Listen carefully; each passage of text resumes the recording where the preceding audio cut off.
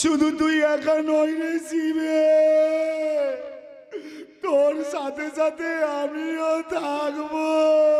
কি বলে রে? আজ আমার চেতনা ফিরে গেছে। এতদিন আমি যা করেছি ভুল করেছি, ভুল পথে চলেছি, তাই শুধু এই শিউলির কাছে নয়, সমগ্র মা জাতির কাছে আমি হাত জোড় করে ক্ষমা চেয়ে নিচ্ছি। থ্যাংক ইউ রনি বাবু, নিজের ভুল বুঝতে পারার জন্য আপনাকে অনেক ধন্যবাদ। কারণ অনুশোচনার চেয়ে বড় শাস্তি যে আর কিছুই হয় না।